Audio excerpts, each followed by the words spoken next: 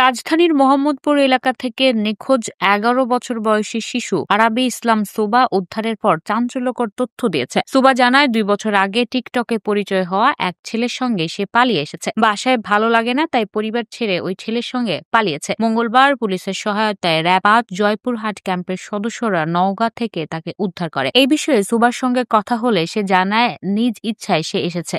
যার সঙ্গে সে ঢাকা থেকে এসেছে সে একজন টিকটকার, তার নাম মমিন। সুবা নিজেও একজন টিকটকার। টিকটকের সূত্র ধরে তারা একে অপরকে চেনে। ঢাকা থেকে কাউকে না জানিয়ে নওগাঁ কিভাবে এসেছে জানতে চাইলে সে বলে বাসে। কেন এসেছে জানতে চাইলে সে বলে বাসায় ভালো লাগছিল না তাই চলে আসছি। মোহাম্মদপুর জোনের অতিরিক্ত পুলিশ কমিশনার জুয়েল রানা বলেন এটি প্রেম সম্পর্কিত ঘটনা। নওগাঁর এক ছেলের সঙ্গে ওই কিশোরী পালিয়েছে। নওগাঁর ওই ছেলের বাড়িতে তাকে খুঁজে পাওয়া গেছে। পুলিশ জানিয়েছে সিসিটিভি ফুটেজ ও প্রযুক্তির সহায়তায় মেয়েটির অবস্থান নিশ্চিত করে তাকে উদ্ধার করা হয়েছে। জানা যায় ফুসফুসের ক্যান্সারে আক্রান্ত মায়ের চিকিৎসার জন্য ২ মাস আগে বরিশাল থেকে ঢাকায় এসেছিল সুবা। রোববার সন্ধ্যায় ৬টার দিকে বয়সে ছোট ফুফাতো ভাইয়ের সঙ্গে বাসা থেকে বের হন সুবা। মোহাম্মদপুর এলাকার সিসি ক্যামেরার ফুটেজে টোকিও স্কয়ারের সামনে সুবাকে শেষ দেখা যায়। সেখানে সুবার ফুফাতো ভাই ছাড়া আরেকজনও ছিল।